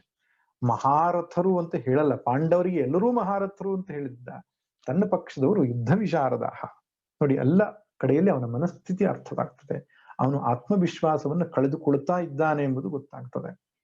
ಇನ್ನು ಮುಂದಿನ ಶ್ಲೋಕದಲ್ಲಿಯೂ ಕೂಡ ಅದೇ ರೀತಿ ಧ್ವನಿ ಕಾಣಿಸುತ್ತೆ. ಅಪರ್ಯಾಪ್ತಂ ತದಸ್ಮಾಕಂ ಬಲಂ ಭೀಷ್ಮಾಭಿರಕ್ಷಿತಂ ಪರ್ಯಾಪ್ತಂ ತ್ವಿದಮೇತೇಷಾಂ ಬಲಂ ಭೀಮಾಭಿರಕ್ಷಿತಂ. ಆಚಾರ್ಯರೇ, ಅಪರ್ಯಾಪ್ತಂ ತದಸ್ಮಾಕಂ ಬಲಂ ಭೀಷ್ಮಾಭಿರಕ್ಷಿತಂ. ಅಪರ್ಯಾಪ್ತ ಅಂದ್ರೆ ಸಾಕಷ್ಟು ಇಲ್ಲದ, ಕಡಿಮೆ ಸಂಖ್ಯೆಯಲ್ಲಿ ಇರುವ ಎಂಬುದು ಒಂದು ಅರ್ಥವಾಗ್ತದೆ. ಆ ಅರ್ಥದಲ್ಲಿಯೇ ಹೇಳಿರಬೇಕು, ಯಾಕಂದ್ರೆ ಹಿಂದಿನ ಮನಸ್ಥಿತಿಯನ್ನ ನಾವು ಅವಲೋಕಿಸಿದಾಗ ಆ ಅರ್ಥದಲ್ಲಿಯೇ ಶಬ್ದ ಪ್ರಯೋಗ ಮಾಡಿರಬೇಕು ಅಂತ ಅನ್ಸುತ್ತೆ. ಬಲಂ ಭೀಷ್ಮಾಭಿರಕ್ಷಿತಂ, ನಮ್ಮ ಬಲ, ನಮ್ಮ 11 ಅಕ್ಷೌಹಿಣಿ ಸೈನ್ಯ ಏನಿದೆ, ಅಪರ್ಯಾಪ್ತಂ, ಅದು ಸಾಕಾಗುವಷ್ಟು ಇಲ್ಲ. ಅಂತಹ ಸಾಕಾಗುವಷ್ಟು ಇಲ್ಲದ ಬಲವನ್ನ ಭೀಷ್ಮರಿಂದ ರಕ್ಷಿಸಲ್ಪಟ್ಟಿದೆ. ಪರ್ಯಾಪ್ತಂ ತ್ವಿದಮೇತೇಷಾಂ, ಸಾಕಷ್ಟು ಬಲಶಾಲಿಯಾಗಿರುವ ಈ ಪಾಂಡವರ ಸೇನೆಯು ಭೀಮನಿಂದ ರಕ್ಷಿಸಲ್ಪಟ್ಟಿದೆ ಎಂಬುದಾಗಿ ಹೇಳ್ತಾನೆ. ಹೀಗೆ ಹೇಳಲಿಕ್ಕೆ ಒಂದು ಕಾರಣ ಇದೆ ಎಂಬುದಾಗಿ ಹಿರಿಯರು ಹೇಳ್ತಿದ್ರು. ಏನಂದ್ರೆ, ಆ ಪದ್ಮವ್ಯೂಹದ ರೀತಿಯಲ್ಲಿ ಪಾಂಡವರು ಸೇನೆಯನ್ನು ಏನು ವ್ಯೂಹಗೊಳಿಸಿದ್ರು, ರಚನೆಯನ್ನು ಮಾಡಿದ್ರು, ಯಾವ ರೀತಿ ನಿಲ್ಲಿಸಿದ್ರು ಅಂದ್ರೆ, ಕಡಿಮೆ ಸಂಖ್ಯೆ ಅಂದ್ರೆ 7 ಅಕ್ಷೌಹಿಣಿ ಸೈನ್ಯವೇ ದೊಡ್ಡ ಸಾಗರದ ಹಾಗೆ ಕಾಣಬೇಕು, ಆ ರೀತಿಯಲ್ಲಿ ನಿಲ್ಲಿಸಿದ್ರಂತೆ. ಇದು ಸೇನಾ ನಾಯಕನಿಗಿರಬೇಕಾದಂತಹ ಚಾತುರ್ಯತೆ.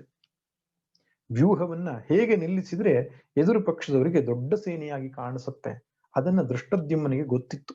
ಅಂತಹ ವ್ಯೂಹ ರಚನೆ ಮಾಡಿದ್ರಿಂದ ದುರ್ಯೋಧನನೂ ಕೂಡ 11 ಅಕ್ಷೌಹಿಣಿ ಬಲವನ್ನು ಹೊಂದಿದ್ರು ಅವನು ಮಾಮೋಹಕ್ಕೆ ಒಳಗಾಗಿ ಬಿಟ್ಟ. ತನ್ನ ಸೇನೆಯೇ ಕಡಿಮೆ, ಪಾಂಡವರ ಸೇನೆಯೇ ದೊಡ್ಡದು ಎಂಬುದಾಗಿ ಹೇಳಿದ. ಇನ್ನೊಂದು ಶಬ್ದವನ್ನು ಇಲ್ಲಿ ಗಮನಿಸಬೇಕು. ತನ್ನ ಸೇನೆಯಲ್ಲಿ ಭೀಷ್ಮರು ರಕ್ಷಿಸ್ತಾ ಇದ್ದಾರೆ, ಪಾಂಡವರ ಸೇನೆಯಲ್ಲಿ ದೃಷ್ಟದ್ಯುಮ್ನಿಂದ ರಕ್ಷಿಸಲ್ಪಟ್ಟಿದೆ ಎಂಬುದಾಗಿ ಹೇಳುವುದ್ರ ಬದಲು ಭೀಮಾಭಿರಕ್ಷಿತಂ ಅಂತ ಹೇಳಿದ್ದಾನೆ. ಭೀಮನಿಂದ ರಕ್ಷಿಸಲ್ಪಟ್ಟಿದೆ. ಯಾಕೆ ಹಾಗೆ ಹೇಳಿದ ಅವನು? ಯಾಕಂದ್ರೆ ಸೇನಾ ನಾಯಕ ಯಾರು? ದೃಷ್ಟದ್ಯುಮ್ನ, ಪಾಂಡವರ ಕಡೆಯಲ್ಲಿ. ಭೀಮನಿಂದ ರಕ್ಷಿಸಲ್ಪಟ್ಟಿದೆ ಯಾಕೆ ಹೇಳ್ತಾನೆ ಅಂದ್ರೆ, ಅದರಲ್ಲಿಯೂ ಅವನ ದುರ್ಬುದ್ಧಿ ಅಥವಾ ಆತ್ಮವಿಶ್ವಾಸದ ಕೊರತೆ ಕಾಣಿಸ್ತದೆ. ಭೀಷ್ಮರು ಪ್ರತಿಜ್ಞೆ ಮಾಡಿದ್ರು, ನಾನು ಪಾಂಡವರನ್ನು ಕೊಲ್ಲುವುದಿಲ್ಲ, ಪಾಂಡವರ ಸೇನೆಯನ್ನ ನಾನು ಕೊಲ್ತೇನೆ ಎಂಬುದಾಗಿ. ಆದ್ರೆ ಭೀಮ ಪ್ರತಿಜ್ಞೆ ಮಾಡಿದ್ದ, 100 ಜನ ಕೌರವರನ್ನ ನಾನು ಒಬ್ಬನೇ ಕೊಲ್ತೇನೆ ಅಂತ. ಕೊನೆಗೂ ಕೊಂದ ಕೂಡ ಅವನು.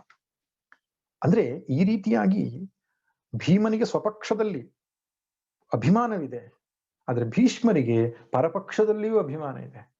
ಆದ್ದರಿಂದ ನನ್ನ ಪಕ್ಷ ಅಪರ್ಯಾಪ್ತ ಅಂತ ಅವನಿಗೆ ಅನಿಸಿರಬಹುದು. ನನ್ನ ಪಕ್ಷ ದುರ್ಬಲ ಅಂತ ಯಾಕೆ ಅನಿಸಿದೆ ಅಂದ್ರೆ, ಸೇನಾ ನಾಯಕನಿಗೆ ಸ್ವಪಕ್ಷ ನಿಷ್ಠೆ ಕೊರತೆ ಇದೆ. ಆದ್ರೆ ಪರಪಕ್ಷದಲ್ಲಿರುವ ಭೀಮನಿಗೆ ಸ್ವಪಕ್ಷದಲ್ಲಿ ಅಭಿಮಾನ ಇದೆ, ಪರಪಕ್ಷದಲ್ಲಿ ದ್ವೇಷ ಇದೆ. ಆದ್ದರಿಂದ ಅವರ ಸೇನೆ ಸಾಕಷ್ಟಿದೆ ಎಂಬುದಾಗಿ ಅವನು ಭಾವಿಸಿರಬಹುದು. ಇವೆಲ್ಲವೂ ಧರ್ಮ ಸೂಕ್ಷ್ಮ ಎಂಬುದಾಗಿ ಕರೀತಾರೆ. ಇನ್ನು ಮುಂದಿನ ಶ್ಲೋಕದಲ್ಲಿ ಕೊನೆಯ ಉಪದೇಶವನ್ನ ಕೊಡ್ತಾನೆ ದ್ರೋಣಾಚಾರ್ಯರಿಗೆ. ಅಯನೇಷು ಚ ಸರ್ವೇಷು ಯಥಾ ಭಾಗಮವಸ್ಥಿತಾಃ ಭೀಷ್ಮಮೇವಾಭಿರಕ್ಷಂತು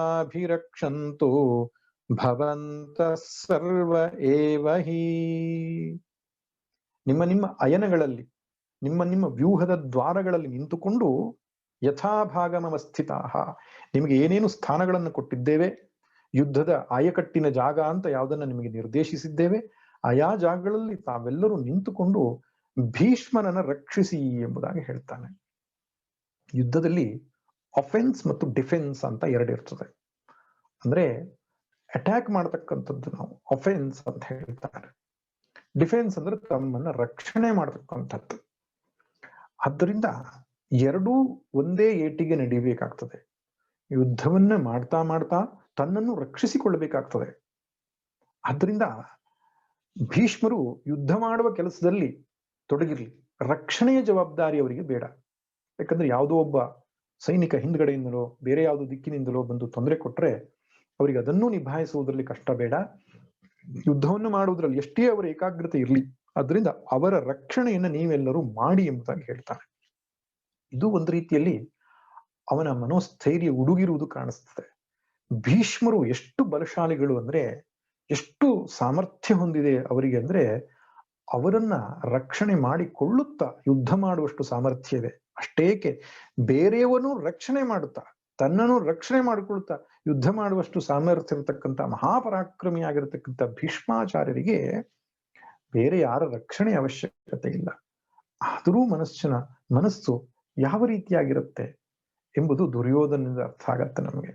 ಭೀಷ್ಮರನ್ನು ಅವರ ಸಾಮರ್ಥ್ಯದ ಮೇಲೂ ಸಂದೇಹ ಹುಟ್ಟುವಂತಹ ಮನಸ್ಥಿತಿ ಅವನಿಗೆ ನಿರ್ಮಾಣವಾಗಿದೆ. ಇದನ್ನ ದೂರದಲ್ಲಿ ಗಮನಿಸ್ತಾ ಇದ್ರು ಭೀಷ್ಮರು.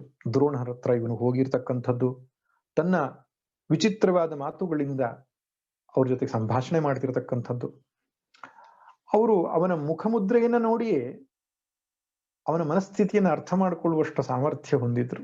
ದುರ್ಯೋಧನನು ಶಕ್ತಿಹೀನನಾಗಿದ್ದಾನೆ, ಆತ್ಮವಿಶ್ವಾಸವನ್ನು ಕಳೆದುಕೊಂಡಿದ್ದಾನೆ, ಧೈರ್ಯ ಉಡುಗಿದೆ ಇವನಿಗೆ ಎಂಬುದನ್ನ ಗ್ರಹಿಸಿ ಬಿಡ್ತಾರೆ ಭೀಷ್ಮರು. ಯಾಕಂದ್ರೆ ದ್ರೋಣರು ಒಂದು ಮಾತನ್ನು ಹೇಳುವುದಿಲ್ಲ. ಅವರ ಮನಸ್ಸಿಗೆ ಸ್ವಲ್ಪ ಕಸಿವಿಸಿ ಆಗಿರಬಹುದು ಇವನ ಮಾತುಗಳಿಂದ. ಇರ್ಲಿ, ಹುಡುಗ ತಪ್ಪು ಮಾತಾಡ್ತಿದ್ದಾನೆ, ಹೆದರಿದ್ದಾನೆ ಅಂತ ಕ್ಷಮಿಸಿಯೂ ಇರಬಹುದು. ಆದ್ರೆ ದ್ರೋಣರು ಪ್ರತ್ಯುತ್ತರವನ್ನ ನೀಡಲಿಲ್ಲ. ಆದ್ರೆ ದೂರದಲ್ಲಿ ನಿಂತುಕೊಂಡಂತಹ ಭೀಷ್ಮರು ಇದನ್ನ ಗಮನಿಸಿ ದುರ್ಯೋಧನನಿಗೆ ಧೈರ್ಯವನ್ನ ತಂದುಕೊಡಬೇಕು ಎನ್ನುವ ಕಾರಣಕ್ಕಾಗಿ ಶಂಖನಾದವನ್ನ ಮಾಡ್ತಾರೆ ಎಂಬುದಾಗಿ ಮುಂದಿನ ಶ್ಲೋಕ ಹೇಳುತ್ತೆ. ತಸ್ಯ ಸಂಜನಯನ್ ಹರ್ಷಂ ಕುರು ವೃದ್ಧಃ ಪಿತಾಮಹಃ ಸಿಂಹನಾದಂ ವಿನದ್ಯೋಚ್ಚೈಃ ಶಂಖಂ ದಧ್ಮೋ ಪ್ರತಾಪವಾನ್. ತಸ್ಯ ಸಂಜನಯನ್ ಹರ್ಷಂ, ಅವನಿಗೆ ಹರ್ಷವನ್ನ, ಉತ್ಸಾಹವನ್ನ, ಸಂತೋಷವನ್ನು ಉಂಟು ಮಾಡುವುದಕ್ಕಾಗಿ ಕುರುವೃದ್ಧ ಪಿತಾಮಹ, ಕುರುವಂಶದ ವೃದ್ಧರಾಗಿರುವ, ಅಜ್ಜನಾಗಿರುವಂತಹ ಭೀಷ್ಮಾಚಾರ್ಯರು ಶಂಖನಾದವನ್ನ ಮಾಡ್ತಾರೆ. ನೋಡಿ, ಭೀಷ್ಮರು ನಿಜವಾದ ಹೆಸರು ದೇವವ್ರತ ಅಂತ. ಗಂಗೆಯ ಪುತ್ರನಾದ್ದರಿಂದ ಗಾಂಗೇಯ ಎಂಬುದಾಗಿ ಕೂಡ ಕರೀತಾರೆ. ಶಂತನುವಿನ ಮಗನಾದ್ದರಿಂದ ಶಾಂತನು ಎಂಬುದಾಗಿ ಕೂಡ ಕರೀತಾರೆ. ಆದ್ರೆ ಭೀಷ್ಮ ಅಂತಕ್ಕಂಥ ಹೆಸರು ಅವರು ಮಾಡಿದ ಭಯಂಕರ ಪ್ರತಿಜ್ಞೆಯಿಂದ ಬಂದ ಹೆಸರು. ಶಂತನು ಮಹಾರಾಜನು ತಾನು ಸತ್ಯವತಿಯನ್ನ, ಅಂದ್ರೆ ಅಂಬಿಗರ ಮಗಳು, ದೋಣಿ ದಾಟಿಸುವವರ ಮಗಳು ಸತ್ಯವತಿಯನ್ನ ನೋಡಿ ಮೆಚ್ಚಿ ಅವಳನ್ನ ಮದುವೆಯಾಗದೆ ಮನಸ್ಸಲ್ಲಿ ಕೊರಗ್ತಾ ಇರತಕ್ಕಂಥ ಸಂದರ್ಭದಲ್ಲಿ ಪಿತನ ಮನಸ್ಸಿನ ಭಾವನೆಯನ್ನು ಅರ್ಥೈಸಿಕೊಂಡು ಸತ್ಯವತಿಯಲ್ಲಿ ಹೋಗಿ ತನ್ನ ತಂದೆಯನ್ನು ಮದುವೆ ಆಗುವ ಹಾಗೆ ಕೇಳಿಕೊಳ್ತಾನೆ. ಅವಳ ತಂದೆಯಾದ ದಾಶರಾಜನಲ್ಲಿಯೂ ಕೇಳಿಕೊಳ್ತಾನೆ.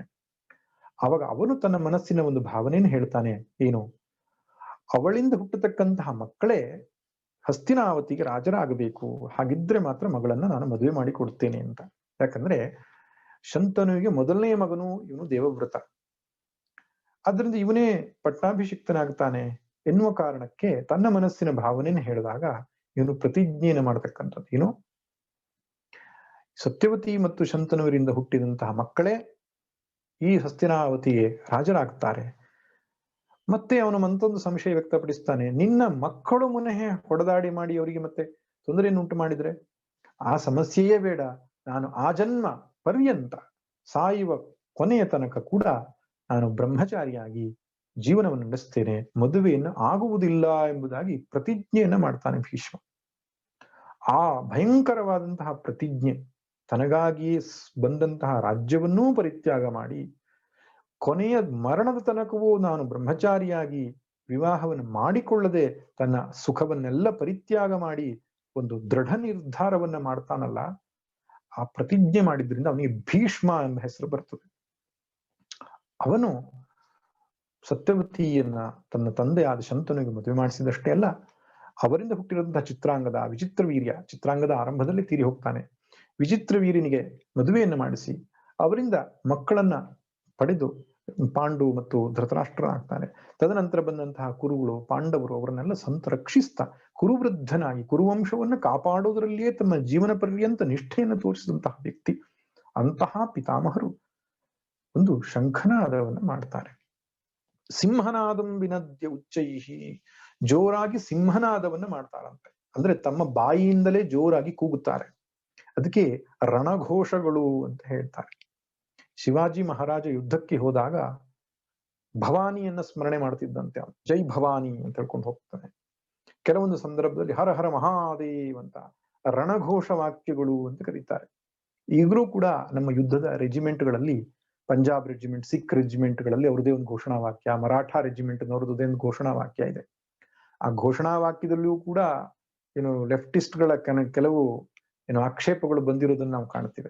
ಇಲ್ಲ, ಆ ಘೋಷಣಾ ವಾಕ್ಯಗಳು ಏನಿರ್ತದೆ, ರಣಘೋಷಗಳನ್ನು ಹೇಳಿದಾಗ್ಲೇ ಅವರಿಗೆ ಉತ್ಸಾಹ ಬರತಕ್ಕಂಥದ್ದು, ಯುದ್ಧವನ್ನ ಮಾಡತಕ್ಕಂತಹ ಭಾವನೆಯನ್ನ ಹುಟ್ಟಿಸ್ತಕ್ಕಂತಹ ಆ ರಣಘೋಷವನ್ನ ಮಾಡಬೇಕಾಗ್ತದೆ. ಹಾಗೆ ಭೀಷ್ಮರು ರಣಘೋಷವನ್ನ ಮಾಡಿದರು, ಸಿಂಹನಾದವನ್ನ ಮಾಡಿದರು. ಅಷ್ಟೇ ಅಲ್ಲ, ಶಂಖವನ್ನ ಊದಿದ್ರಂತೆ. ಯುದ್ಧ ಕಾಲದಲ್ಲಿ ತಮ್ಮ ತಮ್ಮ ಬಳಿಯಲ್ಲಿರತಕ್ಕಂತಹ ಅದರ ರಣ ಕಹಳೆಗಳು ಅಂತ ಹೇಳ್ತಾರೆ, ರಣವಾದ್ಯಗಳು ಅಂತ ಹೇಳ್ತಾರೆ. ಸಾಮಾನ್ಯವಾಗಿ ಶಂಖವನ್ನ ಇಟ್ಟುಕೊಂಡಿರ್ತಿದ್ರು. ತಮ್ಮ ಶಂಖವನ್ನ ಜೋರಾಗಿ ಊದಿಬಿಟ್ರು. ಅಂದ್ರೆ ದುರ್ಯೋಧನ ಮನಸ್ಸಲ್ಲಿ ಉಂಟಾದ ಕಳವಳವನ್ನು ದೂರ ಮಾಡೋದಕ್ಕೆ ಭೀಷ್ಮರು ಮಾಡಿದಂತಹ ಮೊದಲ ಕೆಲಸ. ಭೀಷ್ಮರು ಶಂಖವನ್ನು ಊದುತ್ತಾ ಇದ್ದ ಹಾಗೆ ಇಡೀ ಕೌರವ ಸೇನೆಯಲ್ಲಿರ್ತಕ್ಕಂಥ ಎಲ್ಲರೂ ಕೂಡ ತತಶಂಖಾಶ್ಚ ಭೇರ್ಯಶ್ಚ ಪಣವಾನಕ ಗೋಮುಖಾಃ ಸಹಸೈವಾಭ್ಯಹನ್ಯಂತ ಸಶಬ್ದಸ್ತು ಮುಲೋಭವತು. ಎಲ್ಲ ರಾಜರು, ಅತಿರಥ ಮಹಾರಥರು ಎಲ್ಲರೂ ಕೂಡ ತಮ್ಮ ತಮ್ಮ ಶಂಖಗಳನ್ನ ಊದಿದರು, ಭೇರಿಯನ್ನ ಬಾರಿಸಿದರು, ನಗಾರಿಯನ್ನ ಬಾರಿಸಿದರು. ಪಣವಾನಕ ಗೋಮುಖಾಃ, ಡೋಲು, ಮೃದಂಗ, ಕಹಳೆ. ಗೋಮುಖ ಅಂದ್ರೆ ಈ ಗೋವಿನ ಕೋಡಿನ ರೀತಿಯಲ್ಲಿ ಇರತಕ್ಕಂತಹ ಒಂದು ಸುಶಿರವಾದ್ಯ, ಅಂದ್ರೆ ಒಂದು ಕಹಳೆ. ಅದನ್ನ ರಣವಾದ್ಯಗಳು ಅಂತ ಕರೀತಾರೆ.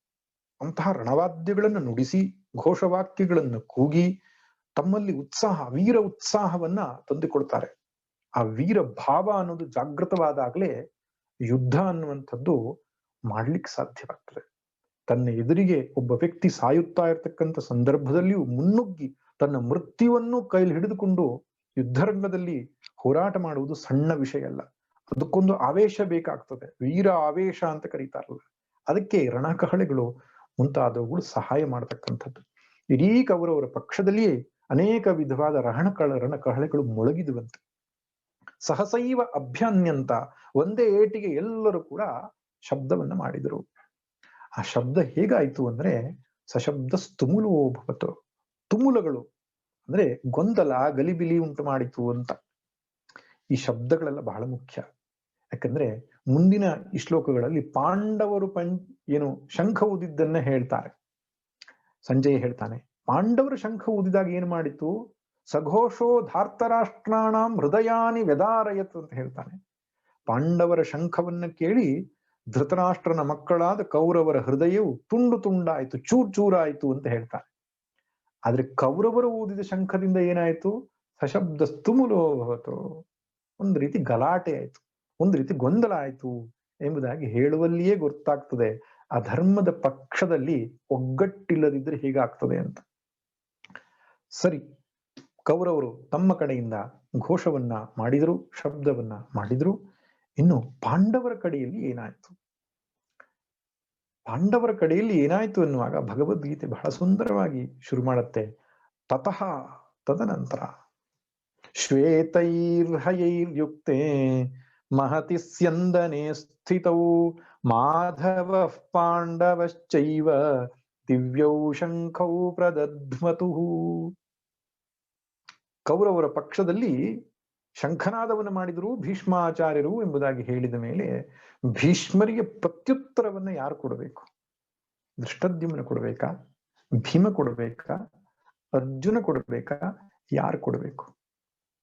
ಆದರೆ ಪಾಂಡವರ ಪಕ್ಷದಲ್ಲಿ ಸಾಕ್ಷಾತ್ ಶ್ರೀಕೃಷ್ಣ ಪರಮಾತ್ಮ ಶಂಖವನ್ನು ಊದುತ್ತಾನಂತೆ. ಭೀಷ್ಮರಿಗೆ ಉತ್ತರವನ್ನು ಕೊಡತಕ್ಕಂಥವನು ಯಾರು? ಭಗವಾನ್ ಶ್ರೀಕೃಷ್ಣ ಪಾಂಚಜನ್ಯಂ ಹೃಷಿಕೇಶ, ತನ್ನ ಪಾಂಚಜನ್ಯ ಶಂಖವನ್ನು ಊದಿಬಿಟ್ಟಂತೆ.